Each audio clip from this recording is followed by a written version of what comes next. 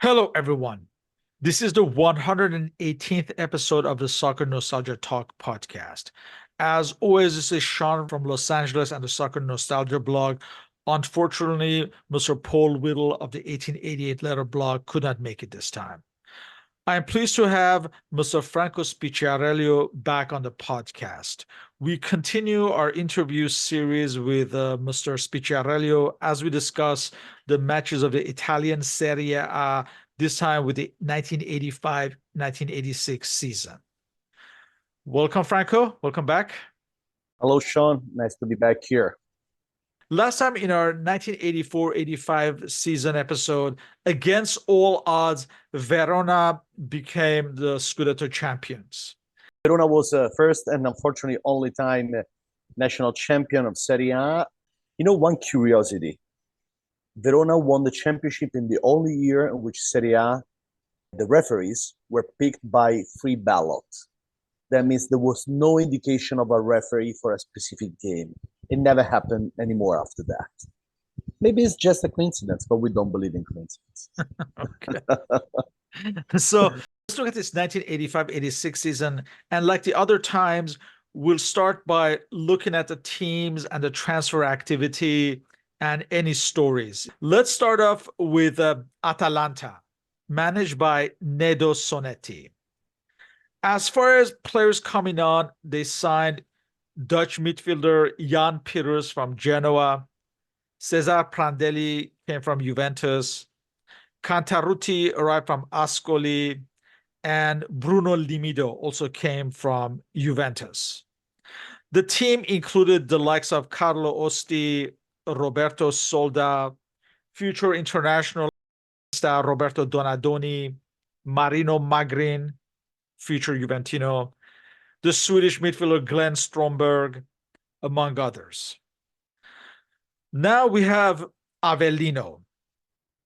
They would be managed by the veteran Yugoslav, or actually Croatian manager Tomislav Ivic, who would be sacked on February 24th and be replaced by Enzo Robotti. The players coming on, you have Romano Galvani from Cremonese, Andrea Agostinelli from Atalanta, Paolo Benedetti from Genoa, Alessandro Bertoni from Arezzo, the Brazilian midfielder Batista from Lazio, who would actually leave in the mid-season and join Portuguese side Belenenses. The players who left included the Peruvian Barbadillo and also Angelo Colombo, who joined Udinese. There's a peculiarity that we need to highlight here. You named a few players that moved, like Jan Peters from Genoa to Atalanta, Batista from Lazio, Avellino. There's a reason. After the great influx of foreign players in the Italian Championship the previous year, the federation decided that only the just promoted clubs could buy foreign players, unless the foreign players were already playing in Serie A. That's why we see so many movements of foreign players between the different clubs. That was the news also of that championship. Avellino, as far as the squad at hand, you had Armando Ferroni, Franco Colomba, new international, well, he would be a new international this season, Fernando De Napoli, Stefano Garuti, Ramon Diaz, the Argentine striker, the young Angelo Alessio, among others. Now we come the newly promoted side, Bari, managed by Bruno Bolchi. And like you said, they were able to sign new foreigners. So they signed the English pair of Gordon Cowans and Paul Rideout from Aston Villa. We need to remember Aston Villa is a club that won the Champions Cup. Claudio Sclosa also arrived from Torino. Amadeo Carboni arrived from Arezzo. I want to highlight another player that I always liked, which is Eddie Bibi, who used to be a great striker for Catanzaro. He scored a lot of goals, especially in 83-84. It was totally instrumental in the promotion of Bari to Serie A the previous year in Serie B. The championship was on the edge of being Enzo Bearzot, the Mexico World Cup, but we'll see that later. Other players on the side included Giovanni Losetto, Adriano Piraccini, and Angelo Terracenere. We come to Como, managed by Roberto Clagluna. Actually, he would be sacked on November 10th and replaced by Rino Marchesi. He replaced Clagluna. Como were, I believe, in a relegation zone, and Rino Marchesi helped them to maintain their place in the Serie A. And this, in a way, was instrumental in getting him the Juventus job for the following season. But that's another story. And let me tell you that the Como that he inherited today would qualify for at least Europa League. That's the difference of that Serie A with today's Serie A. Indeed. Sorry. Yeah. And actually, Roberto Clagluna, he had just arrived that season. Other arrivals included the Brazilian Dirceu, arrived from Ascoli, and Francesco Casagrande arrived from Sampdoria.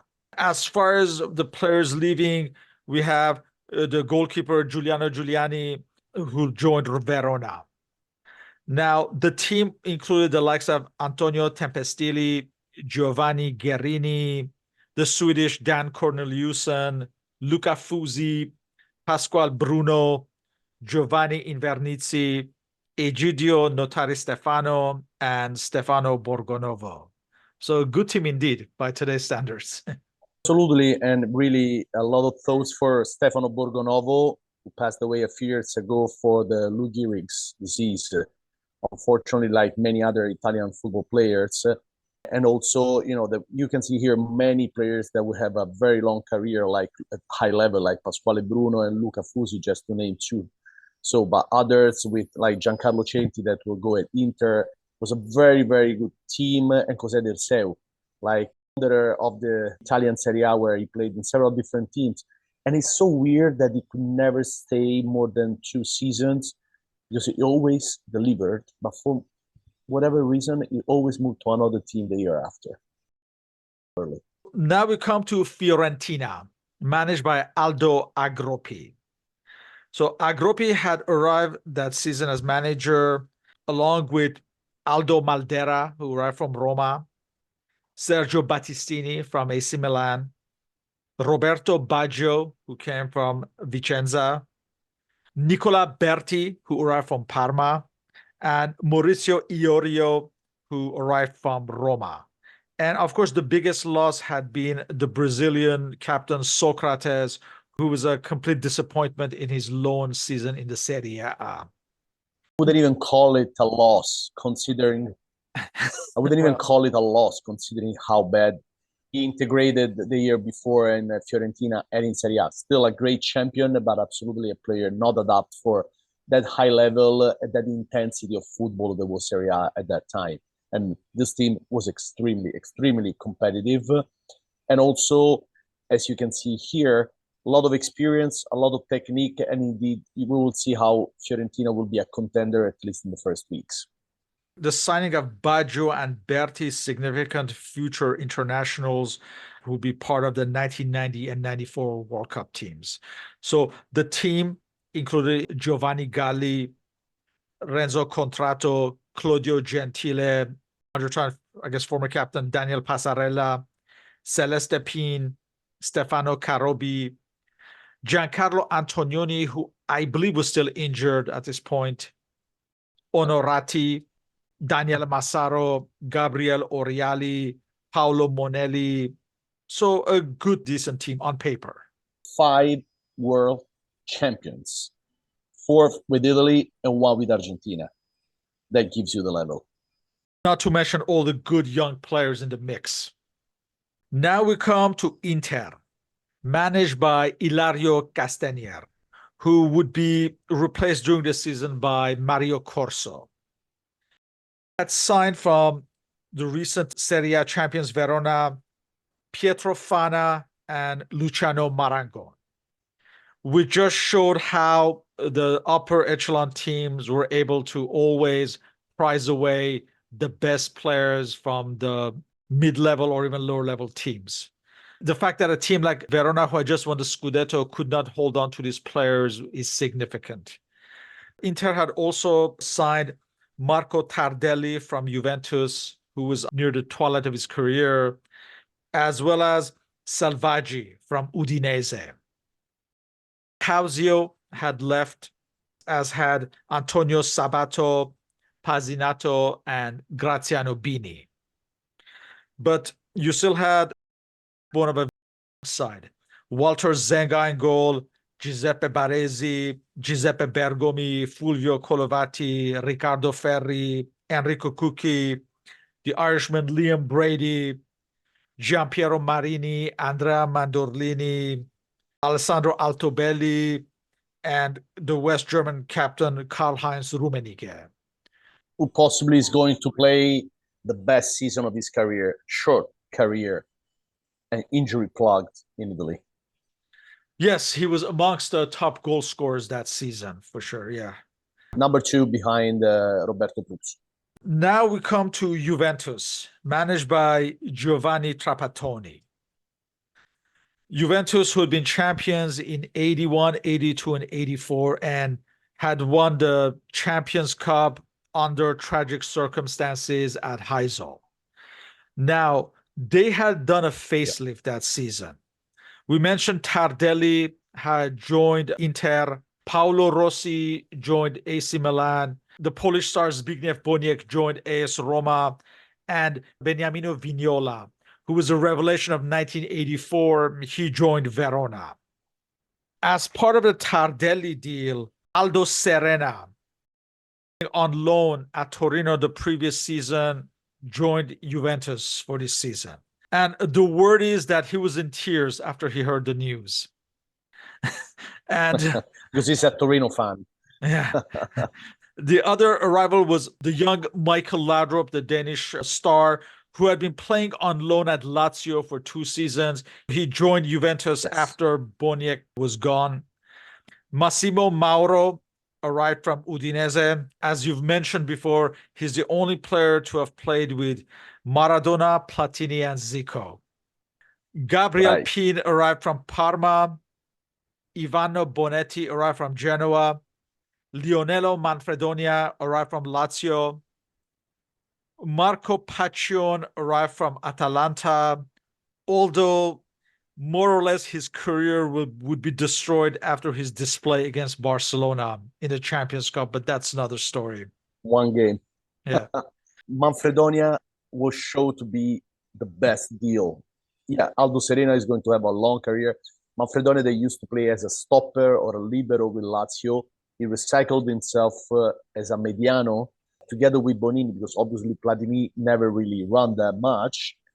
And it became a fantastic player, with the problem that he had a fight with Enzo Berzot around the Argentina World Cup in 1978. He never recovered from that. And Berzot never considered him, even if in 85, 86, he was really the best midfielder we have in the country. As far as Juventus, in goal, you still have Stefano Tacconi, as well as Luciano Bodini as backup. You have Sergio Brio, Antonio Cabrini, Gaetano Scirea, Luciano Favero, who had replaced Gentile, Stefano Pioli, the current AC Milan manager, Mauro and Laudrup we mentioned, Massimo Bonini, Michel Platini, the double Ballon d'Or winner, the French star, who would actually win the 3rd straight Ballon d'Or that season. Aldo Serena, Paccion. Up front, you still have Massimo Briaschi as well. And he will do great that year as well. But one point about Massimo Bonini, he's been the first top player ever, maybe still, of the Republic of San Marino, which at the time didn't have a national team. So when then San Marino was authorized by FIFA to start its own national team, is one of the few players who was able to switch, because obviously he never had the chance before. The other top player of San Marino, and we will see him very soon, is Marco Macina, which unfortunately never exploded at the top level. He was playing for AC Milan, but we'll see him later. So now we come another promoted side, Lecce, managed by Eugenio Fascetti. They signed Argentine midfielder Pedro Pasculi from Argentinos Juniors.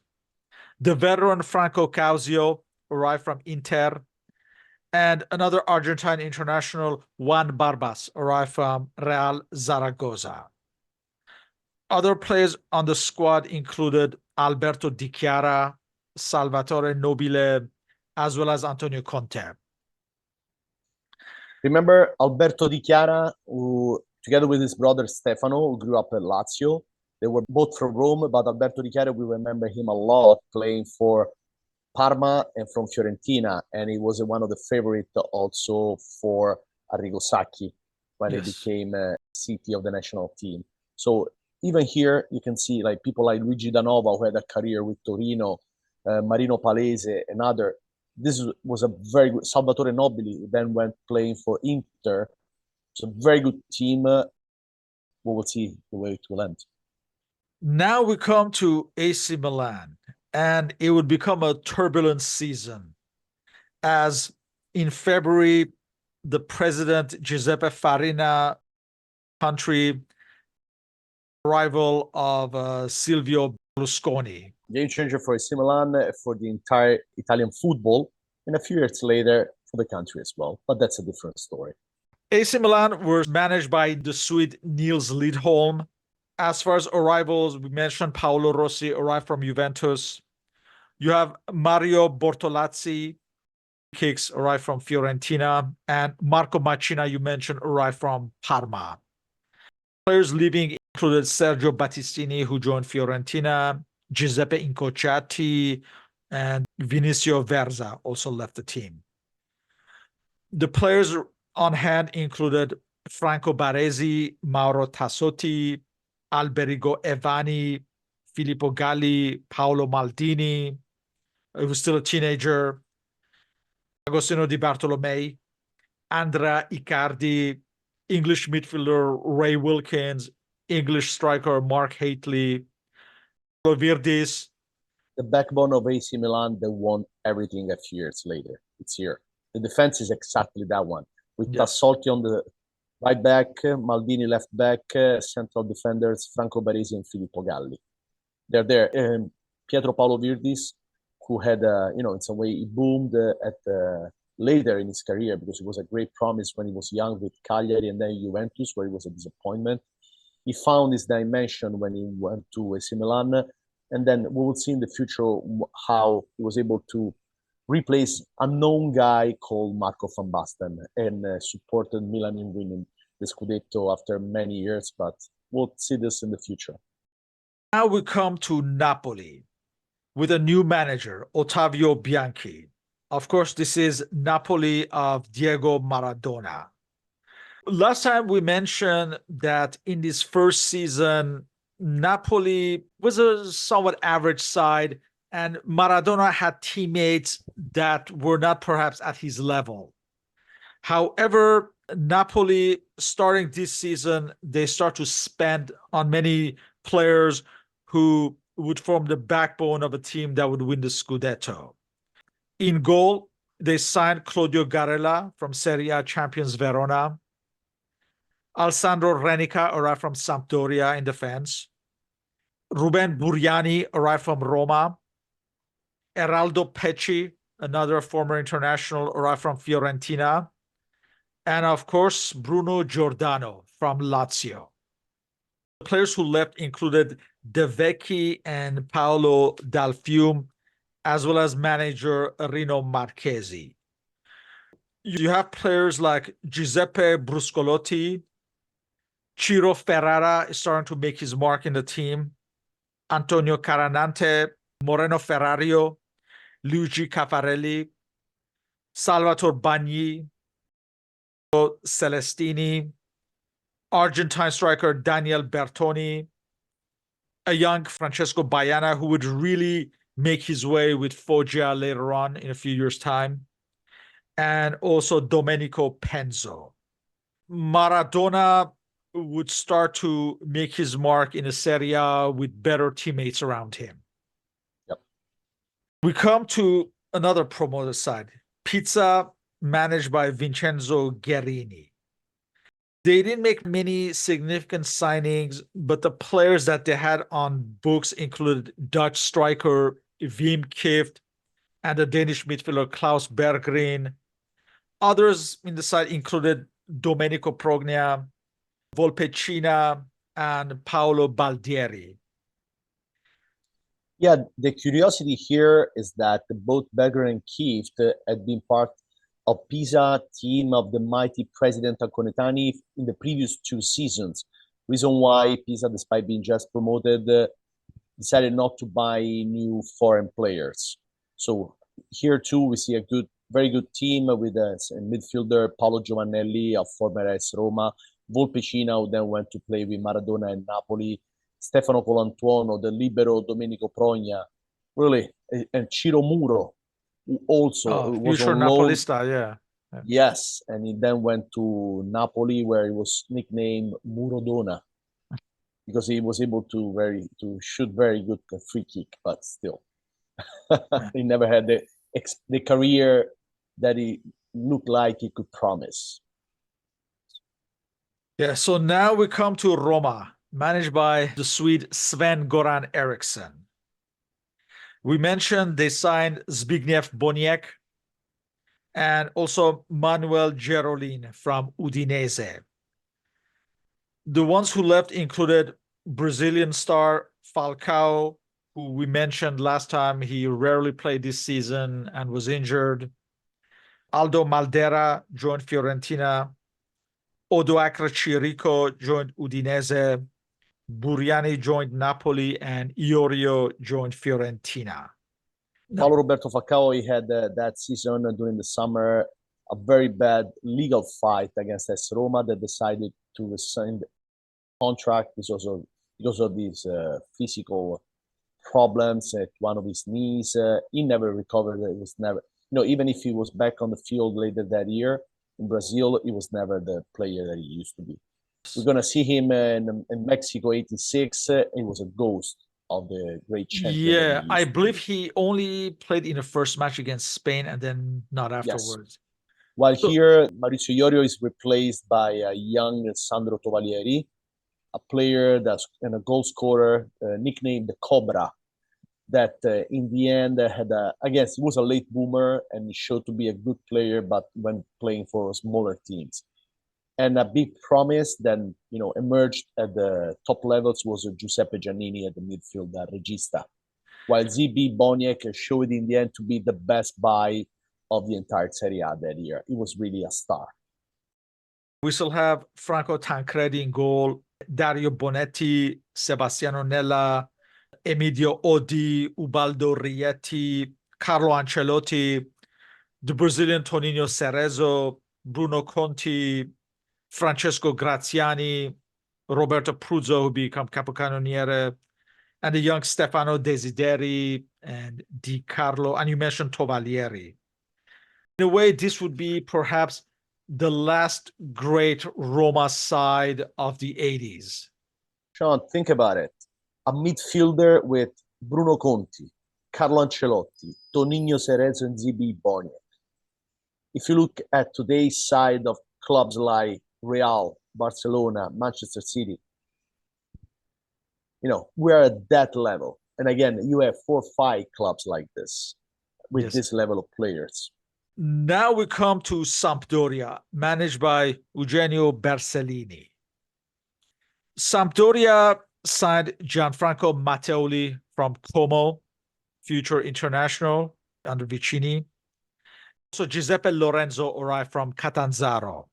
Lorenzo he had been the top scorer in Serie C, third division at the time, still competitive, and it seemed like a player with an enormous potential. Quite disappointing in the end. Also because he found ahead of him people like Gianluca Vialli, Trevor Francis. Even if Sampdoria was very, very welcoming for young players, maybe it was not set up for success, but at the same time, it was a disappointment. We mentioned Alessandro Renica had left to join Napoli, and also Francesco Casagrande. Also, another loss was Evaristo Beccalossi, who we've mentioned many, many times before, who really should have been capped by Italy, but Bearzot never gave him a look. But that's a whole different story. You have players like Ivano Bordon in goal for so many years, the backup to Dino Zoff with the Azzurri, Fausto Pari, Moreno Manini, Luca Pellegrini, Antonio Paganin, Pietro Viercovod, Roberto Gallia, Fausto Salzano, Alessandro Scanziani, Scottish midfielder Graham Souness, Trevor Francis, you mentioned, Roberto Mancini and Vialli, and also a young Ganze, who would really make his way many years later. Good, decent side, who at this point were really much more productive in cup competitions rather than the Serie A race. We come to Torino, managed by Gigi Radice. We have Roberto Cravero, who came back from loan from Cesena. Ezio Rossi arrived from Lecce. Vittorio Puchedu arrived from Cagliari. And Antonio Sabato arrived from Inter. The players who left, we mentioned Claudio Sclosa, Aldo Serena joined Juventus, and Roberto Galbiati. Torino had finished runner-up in the previous season, and in the squad, you still have Silvano Martina in goal, Paolo Beruato, Giancarlo Corradini, Luigi Danova, Giovanni Francini, Giuseppe Dossena, Giacomo Ferri, Danilo Pileggi, Renato Zaccarelli, the Brazilian junior who had an excellent season in his first season with Torino, Antonio Comi, Pietro Mariani, Austrian striker Walter Schoko Schachner, Marco Ozio, a future Parma player, and Franco Lerda. Yep, that indeed is going to end up in a very high level and then qualify for the UEFA Cup. Let me name another one, the historical backup goalkeeper, Renato Copparoni, that during this season ends up being the first goalkeeper stopping by Diego Armando Maradona. Oh, yes, yes. Torino would qualify for the UEFA Cup at the end of the season. Come to Udinese, managed by Luis Vinicio, who would actually be sacked during the season and replaced by Giancarlo De Sisti. They signed Beniamino Abate, goalkeeper from Benevento, Marco Baroni arrived from Padova, Angelo Colombo arrived from Avellino, the Peruvian Geronimo Barbadillo arrived from Avellino, Storgato arrived from Lazio, Chirico arrived from Roma, and Dalfium arrived from Napoli. The players who left include Massimo Mauro, we mentioned, joined Juventus, Gerolin joined Roma, Selvaggi joined Inter, Giorgio Papais left as well. But obviously the most significant loss was that of Brazilian superstar Zico, that we mentioned all the tax problems, they forced him to leave essentially. So yes. Yet to flee the country, actually.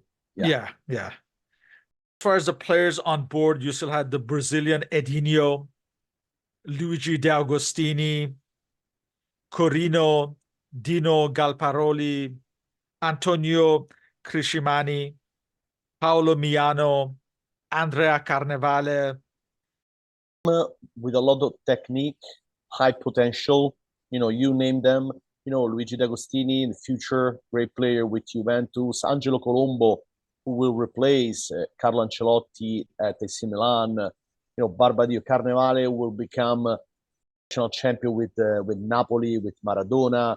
So again, a very, very good team that will find itself fighting relegation until the last day. Yeah, so now we come to defending champions Verona, managed by Osvaldo Bagnoli. Now, this team has surprised everyone in the previous season and won the Scudetto when no one would have bet on them. However, like we mentioned, that came at a price because they lost 3 of their starters in the transfer market. Garella to Napoli and Luciano Marangon and Pietro Fana to Inter. They signed Giuliano Giuliani from Como as goalkeeper. Vinicio Verza arrived from AC Milan, and Beniamino Vignola arrived from Juventus. Hardly the replacement for the starters who had left. And also they had a problem that they had to play the Champions Cup for the first time. You will see how they're going to be very unlucky, finding themselves in the same battle with Juventus. So, and they had to play in Turin in an empty stadium. Yes, It was yes. a very odd way to face your first Champions Cup and to be out in that way, unfortunately. Pressure was too much for a place like Verona where they were not used and they're not used to that.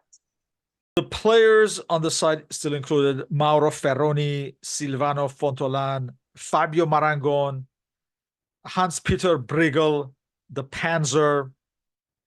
And I was re-listening to our previous podcast for season, and I kept calling him Karl-Heinz Briegel. So yeah, so it's Hans-Peter Briegel. Hans-Peter Briegel. Yeah. So let's remember the one, defender for the West Germany national team that played against Italy in the World Cup final '82, and he was the one causing a kick that was then missed by Antonio Cabrini. We remember him. We still have Roberto Tricella, Antonio Di Gennaro, Luigi Sacchetti, Domenico Volpatti, Preben Elker, the Danish star, and of course Giuseppe Galderisi. It would be a very disappointing season for the defending champions. Let's get started with the season. The season kicked off on September 8th. The beginning, Verona struggled. And in fact, in their very first match at home, they tied with Lecce, the newly promoted side. And in the early going, Juventus would keep winning match after match. They won their first matches consecutively. In the second match of the season, Verona lost against Avellino 3-1. By match day 4 on September 29, lost at home to Juventus with Michael Laudrup scoring. On match day 5, held Inter scoreless on October 6th. However, Osvaldo Bagnoli conceded the title there and then, as early as the 5th match of the season. I would say that everything was done from Verona after the 7th game, which was Napoli-Verona. Oh, yes, that was that's really true. the end of Verona as we knew it, unfortunately. Yes. So it found itself like 8 points far away from Juventus, which was already flying very high. So I say we lost Verona basically immediately, unfortunately, more or less like we lost Napoli in the actual season. Happens often when a club not used to win doesn't find its own way, doesn't have the structure to support the pressure that comes from victories, unfortunately. For this match that you mentioned, the Napoli-Verona match, the 5-0 match, that's very significant as well because it includes one of Diego Maradona's much referenced goals ever, where he gets the ball midway on the field on the left side, and he immediately unleashes a volley that I don't think Giuliano expected. So because he does nothing, and it hits the post and goes in. It's a very beautiful Sean, goal. Look, so that goal like 100 times. And I can tell you, I played soccer at semi-professional level, okay? And I always say, I cannot do most of the things that I've seen from players, but at least I know how they do it. Obviously, I cannot replicate. What I always tell everybody is that what I've seen from Maradona, it was just impossible. At that specific goal, and there would be many others, he touched the ball in a way, cut under it, and made it take a weird effect. Yeah, that you keep saying. And how quickly he received the ball, and immediately did that, and just because the presence of mind. He was already thinking about it when he got the ball. And also, let's remember that the footballs were different. They were not like today's; they just fly on the air. They were heavier. They tend to go straight where they. So that means that he was able to touch the ball in a way that was just impossible and that nobody has ever been able to replicate. With all due respect, even for the Messi, the Ronaldo, and everybody else. And I'm talking about technique, but also because it was a different kind of ball that needed that kind of touch. So hasn't seen that goal, I urge to go on YouTube immediately. That season, that's the other goal that we would see that. Oh, yes, coming up soon, yeah. Day number 9, when he scores that free kick, but we'll see that. We really start in an incredible way. Finally, we see the explosion of Miki Laudrup after let me say, the first season, it was quite fine with Lazio. Second season, totally disappointing, but the reality was playing in a very toxic environment that saw Lazio being relegated at the last spot of the Serie A the year before. Here, he really finds himself in a fantastic environment which set a player up for success with a great allenatore, a great coach like Giovanni Trapattoni. Also, you got possibly the last best seasons in defense for Cabrini as a left back, Gaetano Scirea. Platini is a great leader in the midfield, and is able to really activate both Aldo Serena and Miki Laudrup playing together. They form a fantastic couple. But the other team that started the season very well, it's Inter, where you have Benitez scoring continuously. It seems really that he's able to bring with him Inter back to the top level of the league, but then unfortunately it didn't go as expected. So while at the same time AC Milan is quite upsetting, Paolo Rossi obviously started to go down physically. He stayed out for a while at the start of the championship.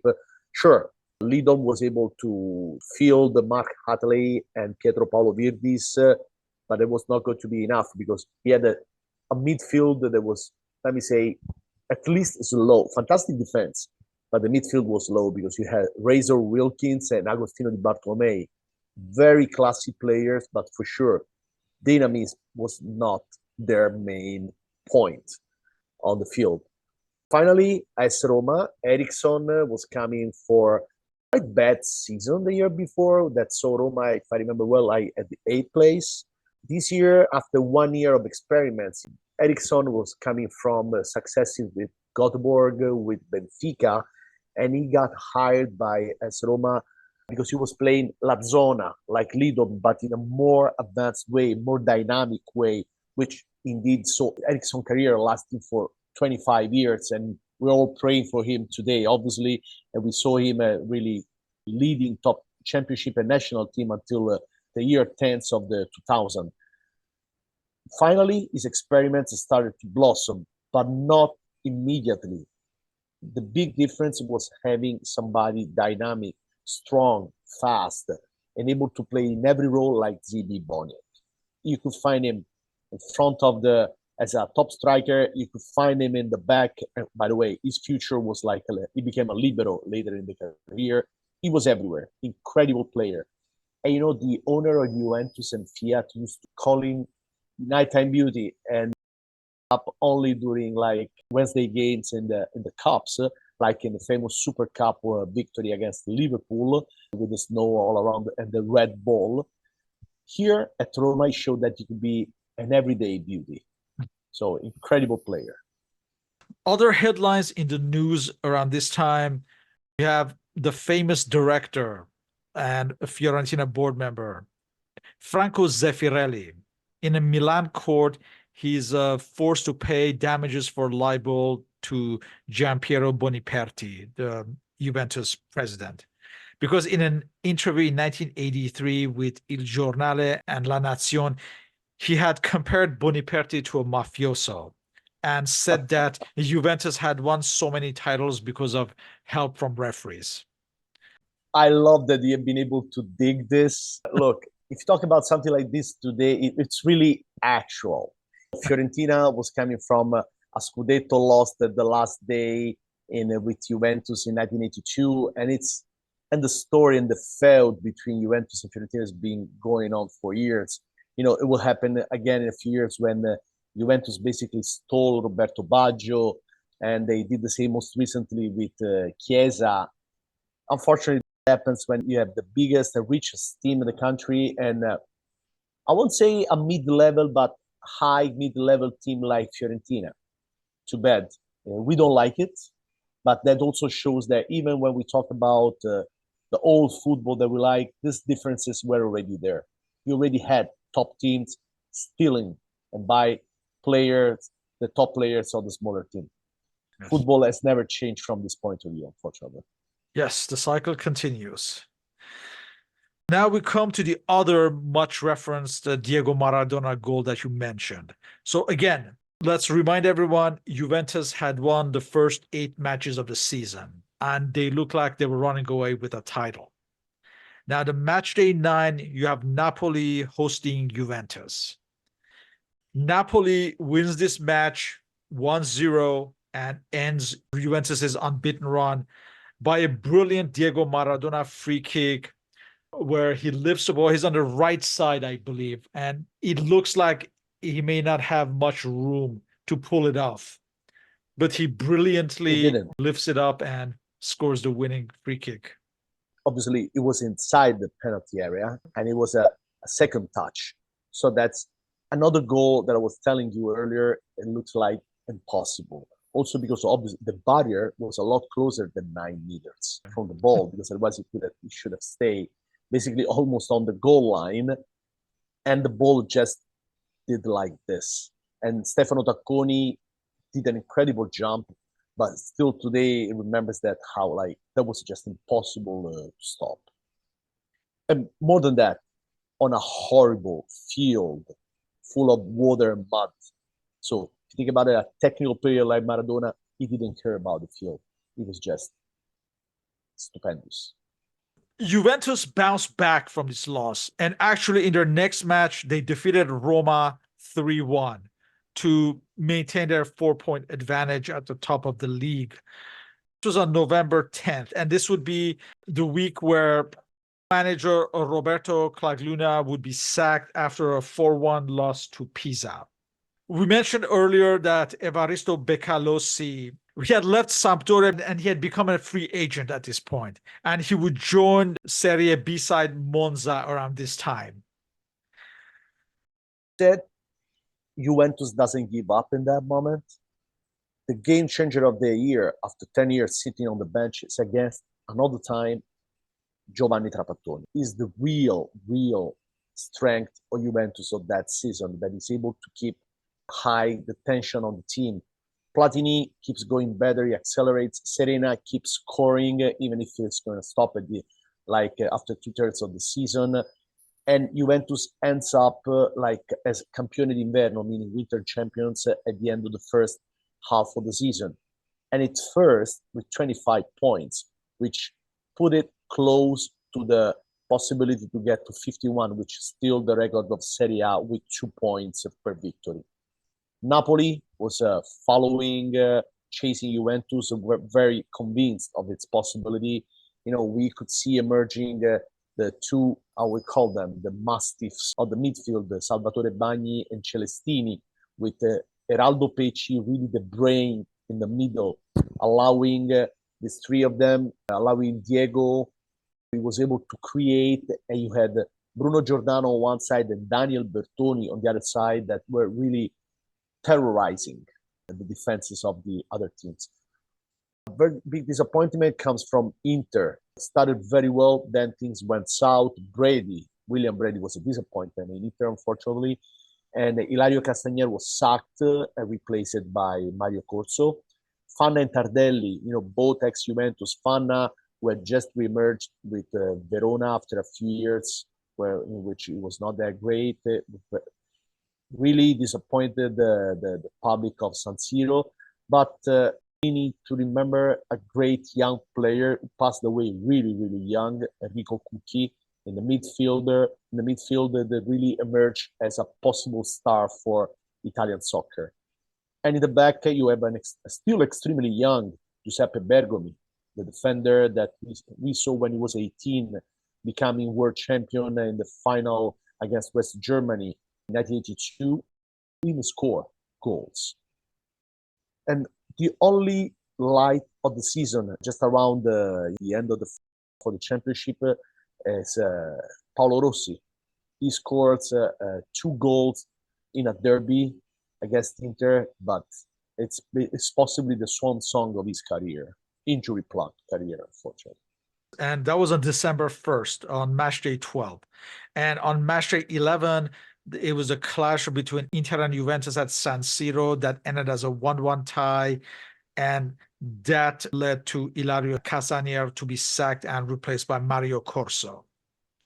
Around this time, we also have the news of Roma president Dino Viola being accused of bribing French referee Michel Vautreau for the Roma Dundee United match in 1984. This time, as Verona is struggling, in mid-December, Tino Guidotti resigns as president of Verona. He'd been the president for 6 seasons, and under him, the team had arrived from Serie B to winning the Scudetto. The new president was Ferdinando Campan, who didn't end well, I'll tell you.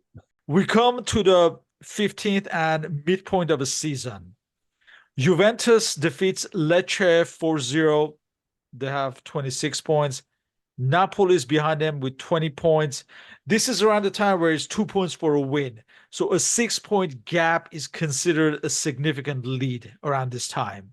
Juventus is seen the likely Scudetto champions.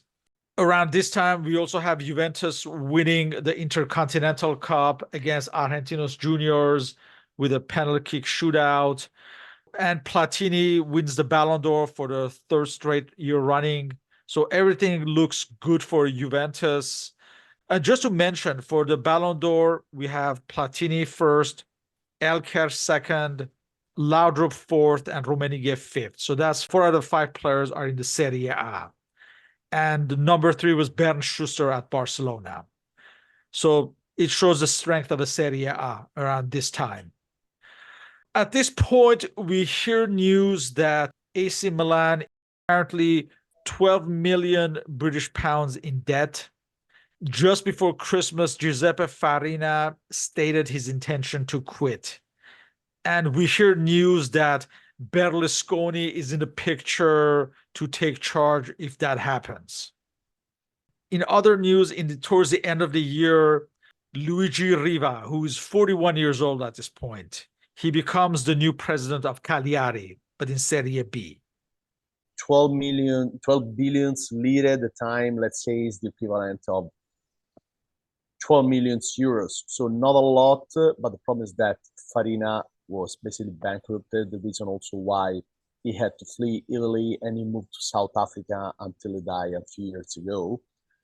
And vice president was Gianni Rivera, historical captain, and the captain of the Scudetto star of 1979. He was a hero for the Rossoneri, and he was involved in several negotiations for the buy of AC Milan, while Berlusconi came from a completely different world.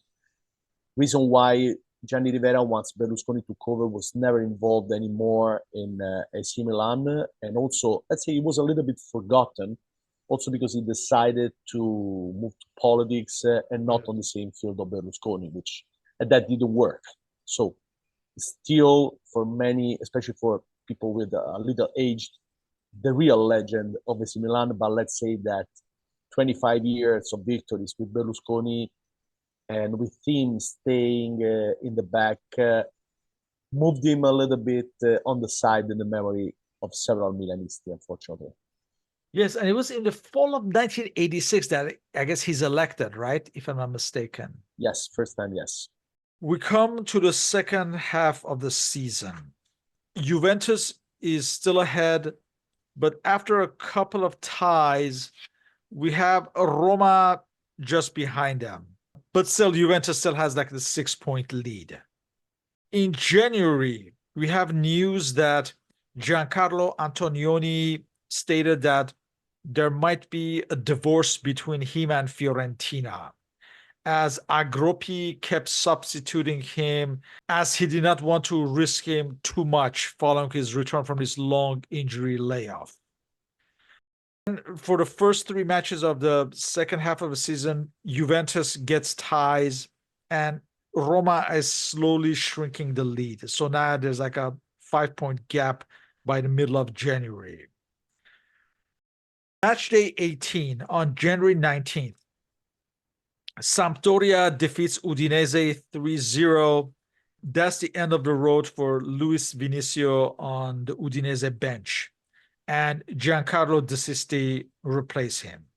It had been reported that Vinicio had instituted double daily training sessions as the team was on the verge of relegation. Let's say that these things, at least in Italy, never work. It's also true that Vinicio, the Brazilian Vinicio, who had been in Italy forever since the 60s, has always been a coach that pushed a lot on physical preparation. But let's say that year, Udinese, when you move from a club that can field together players like Causio, Zico, Mauro, things like Girdis and things like this, it's inevitable to see such a collapse. So that was the real reason the club was not able to adapt, and Vinicio was not able to find the right recipe, if not punishing the players, and that didn't work. That's also why ownership, President Mazza, if I remember well, who used to own a company that was making like washing machines and things like this, Zanussi, decided to pick a coach like Giancarlo De Sisti, a former midfielder for AS Roma and Fiorentina, was also on the field in the final of the World Cup in 1970 and won the European Championship with the Azzurri in 1968, was always considered an extremely human person, very open to the players, always able to extract the best from them, even if, but also because of this, because it maybe became too much friend with the players, was never able to stay for a long time in one team. Advantages and disadvantages of that kind of approach. Other news, Dino Viola, we mentioned earlier, he's acquitted of any charges regarding the Dundee United bribery case from 1984. Como, under new manager Rino Marchesi, goes on a 9-match unbeaten run. And we mentioned earlier, this change of form was instrumental to get Rino Marchesi the Juventus manager position for the following season. What you just mentioned about Dino Viola, the president of AS Roma. We're talking about the second leg of the semi-final of the year before, 2 years before in Champions Cup. Roma had lost 2-0 at Dundee, Scotland, and won the second leg 3-0 to the final that then they lost at home at the Stadio Olimpico on 30 May 1984 against Liverpool. What happened there, and also this has been confirmed by the son of the late President Dino Viola, is that it's been most likely a fraud against Viola. A couple of people, together with a sport director, basically made him think that he could buy the referee, the French Botreau. He also made him, let's say these fraudsters have been very smart, but even if it was a fraud, President Viola did pay them money because he was convinced he could bribe. Because he said, it was like, it's the semi-final, I'll try everything. So I would say that Dino Viola also became a senator. He was an extremely respected person, a very serious person, possibly the best president AS Roma ever had. And if AS Roma is considered a high-level club today, it's because of Dino Viola, because before him, they used to call it Rometta, like Little Rome, because it was always up and down and never a competitor at the top level.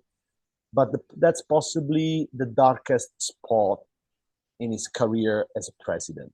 And possibly he never forgave himself for what he did and what happened there. So that's the story, and it's been a few years ago confirmed by his son Ettore Viola. Getting back to Rome, they go on a streak of 7 straight wins, cut Juventus's lead as Juventus is tying a lot of matches around this time. By match day 21 on February 16th, Roma is only 3 points behind Juventus. So we have Juventus 33 points, Roma 30. After Avellino 5-1, while Juventus could only manage a tie with neighbors Torino. And I stop you there. Roma Avellino 5-1. Roberto Pruzzo scores 5 goals.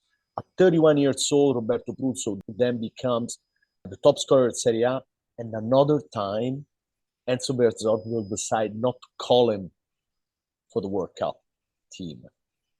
And let me tell you just this, in school, and I had it in my class diary, there was this comic about a comment of how Galderisi, who was called instead of Pruzzo for the World Cup, played. And there was this journalist asking Roberto Pruzzo, Mr. Pruzzo, you're not being called. Can you tell us what you think about how Galderisi played? You could see Pruzzo just laughing.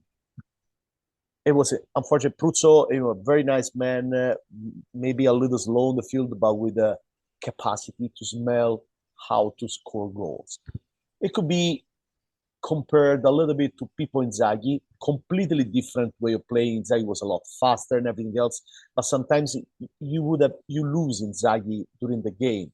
He would just come up in the moment in which he had to score a goal. Pruzzo was the same. He had this capacity, and that season, 31 years old, which at the time a player was old at 31 on the field. That day he scored 5 goals, a record that is still there and was tied only in 2013 by Miro Klose in a game in the same stadium between Lazio and Bologna. So fantastic Pruzzo that season. Time in February, Silvio Berlusconi officially takes over at AC Milan, buying 51% of the stake. And you mentioned Farina fled to South Africa. I have to mention that Farina had also ruined Lanerossi Vicenza before AC Milan. Apparently, the other person in the running was an oil baron named Dino Armani, but Farina chose to sell it to Berlusconi of Fininvest. We won't get too much into that, but let's say that at the time, the closeness of Berlusconi to the prime minister and to the majority party had some weight in the choice. But let me tell you, it had been absolutely the best choice possible for AC Milan, also at the time, and the future will show that.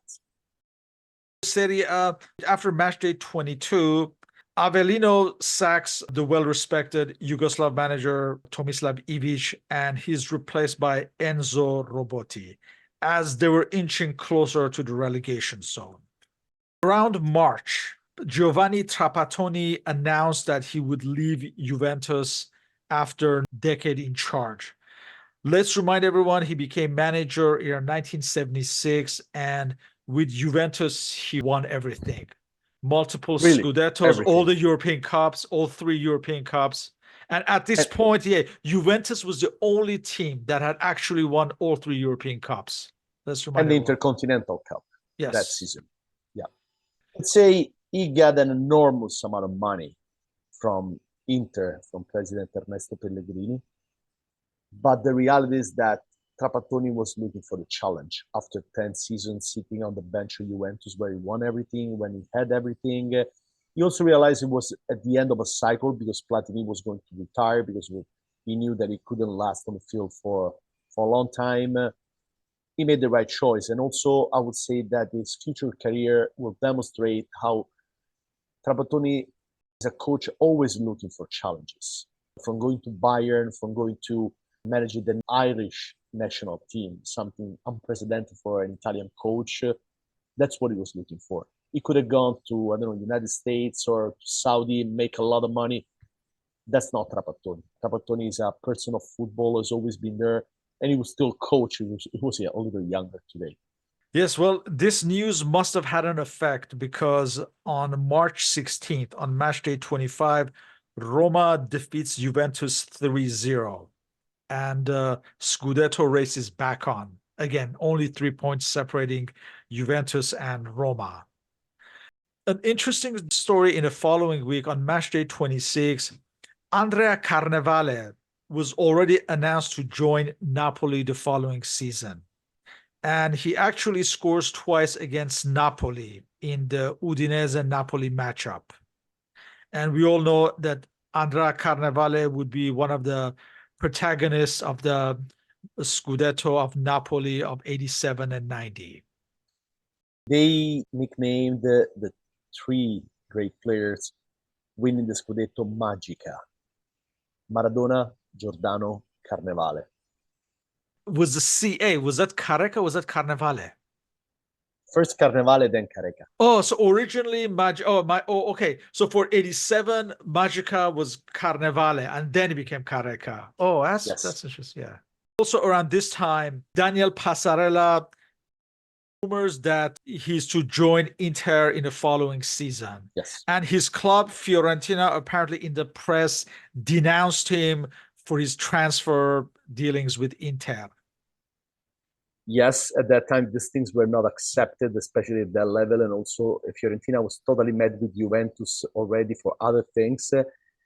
Let's say that they were happy to get rid of this huge contract, but they could not accept this open approach in dealing with Inter. That's, I would say, quite typical. We're still seeing that today. So really no news here. We come to match day 27, April 6th. On this day, Fiorentina, they defeat Juventus 2-0, while Roma defeats Sampdoria 1-0. And here, goal by Daniel Passarella, who that season became the defender top scorer ever in Serie A that year, even if he scored most of them with penalty kick or free kicks still. And second goal by Nicola Berti, who used to play as a right wing, but then really became a top player later with Inter as a central midfielder. Nicola Berti was a force, and in that role, this is very interesting because he ended up playing on the right side again only once under Arrigo Sacchi in World Cup '94 after he had not played in that role for like 8 years. Nicola was an incredible player, so fantastic dynamism, capacity to cover the entire side and then the entire field for several years. So now the lead was cut to 1 point. Juventus had 40 points, Roma had 39 points. And by match day 28, the two top teams are level on points, as defeated Pisa 4-2, while Juventus came with a scoreless tie at Sampdoria. So it's 41 points and 41 points, and 2 matches left. Yes. Now we come to match day 29. Wow. Juventus is hosting AC Milan, while Roma is hosting last place Lecce. Yes. And of course, this is supposed to be a formality for Roma, who's just winning match after match around this time. Sean, can I tell you that I remember that day as if it was yesterday? I was on the seaside. At the time, you couldn't watch the games on TV, so you just stayed on the radio. And I lived in Rome, and the city was extremely, extremely silent. Because both the AS Roma fan, but also the Lazio fan were scared of seeing another championship won by Roma. It's been an incredible, incredible day, and I still remember by many people one of the most incredible ones in the history of Serie A in terms of setback. That day, the stadium was full of 75,000 people at the Olympic Stadium, flags everywhere. There was even a round of honor with the president of AS Roma and with the mayor. Imagine that. Everybody was sure that they were going to win, even if at that point, they had to play a spareggio, a one-game final against Juventus in case they ended up tying. But the problem is that when you feel that you won, it never ends well. And at Roma, they should have known that since 30 May 84 in the final against Liverpool. So the game starts, few minutes, and you got Francesco Graziani after 7 minutes scoring 1-0. And the entire stadium was singing, they're sure that we're going to win the Scudetto. However, at that point, and I rewatched the game recently, the drama starts because it seems like that the players on the field froze. While Lecce, driven by Eugenio Fascetti, they were running as crazy, and they realized that everything was easy for them that day because the Roma players were not playing anymore. So it becomes 1-1 in 8 minutes with Di Chiara. Then penalty kick by Barbas. Third goal, Barbas. Again, a nightmare starts. Then there is 8 minutes from the end, Puzzo scores the 3-2, but it's too late. And something incredible happened that day, totally unexpected for everybody. I think the bookmakers lost a lot of money because nobody would have bet anything on Lecce winning there because Lecce had been relegated for weeks at that point. But the problem is that if you watch that game, Lecce really deserved that victory. Roma didn't play after 7 minutes. They stopped. What happens in the brain of a team in a day like that, you don't know. Roma lost a similar situation, another Scudetto in the, I think I remember it was 2013 maybe, against Sampdoria, but it was a completely different game because that day there was goalkeeper of Sampdoria basically stopping, I don't know, 200 shots from AS Roma. Just Buffon was a joke in respect to that. The goalkeeper was Torari. Here, the team froze, the stadium was silent, and nobody could believe how they could throw away a Scudetto that it was there, that after they got back on top after staying for months, several points behind Juventus. But that's why we love football and soccer. Time Juventus defeated AC Milan 1-0 with the Michael Laudrup goal, and now that 2 points going into the last match of the season. It was over. It was over at that point. Well, thousands of AS Roma fans decided to travel to Como because, Como was safe. So they believed that, okay, let's go there, let's win. And also Juventus was going to play, look at the destiny, against Lecce in the Stadium of Lecce. And, everybody was hoping maybe they will do the same joke to Juventus and maybe Juventus will freeze. But AS Roma is going to lose 1-0. Goal scored by Swedish Dan Corneliusson, former Gothenburg, under Eriksson, by the way. While at the same time, Juventus wins 3-2, like Lecce won 3-2 against Roma. And once again, it wins the Scudetto this time with 4 points ahead of AS Roma. And just look at the defeats of the year. Juventus lost just 3 times. Roma lost 8. That gives you the idea of the up and down of a Roma that started the season too slow and possibly collapsed at the wrong moment. But a moment that came at the end of an extremely long and hot season. Juventus were champions, 45 points. Roma were second, 41. Napoli of Diego Maradona, third with 39 points. And they qualified for the UEFA Cup. So clearly the Maradona effect was working on Napoli.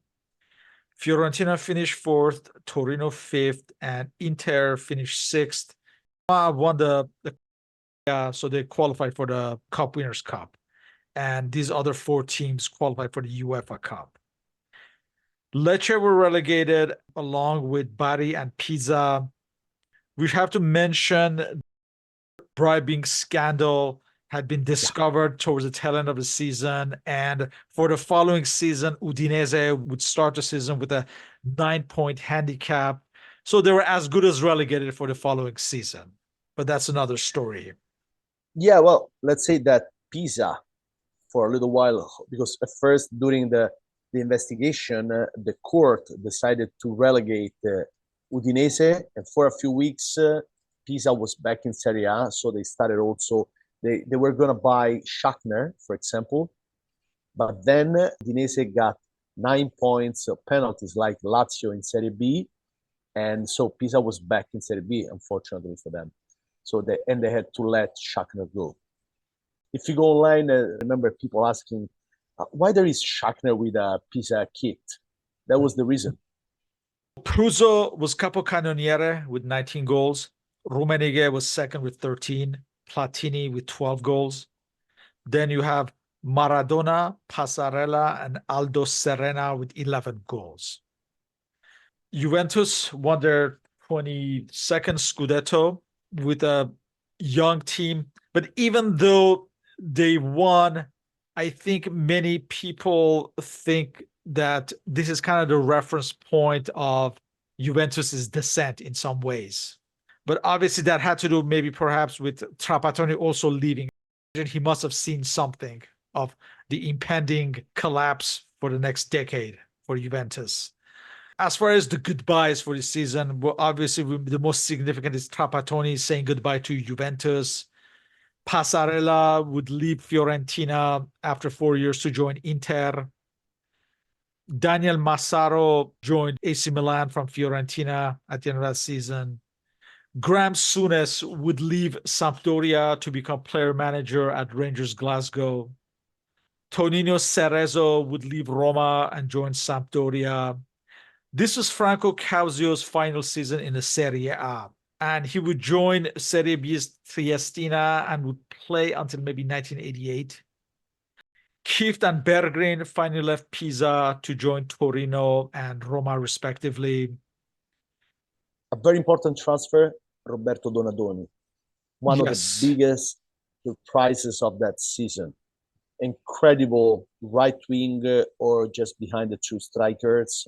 He emerged possibly as one of the best talent of that season.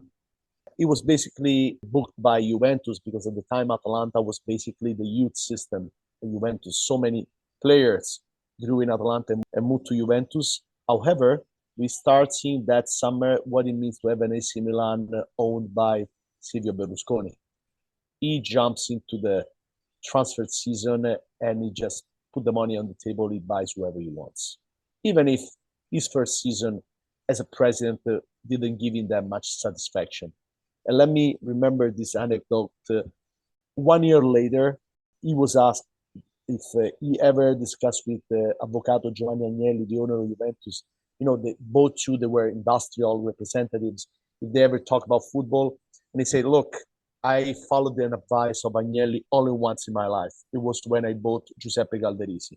So I don't think I'm going to follow other advices on football from Mr. Agnelli. Colovati, along with Graziani. So Colovati leaves Inter, Graziani leaves Roma, and Daniel Bertoni left Napoli to join Udinese in their likely relegation fight for the following season. Eraldo Pecci also left Napoli to join Bologna in the Serie B.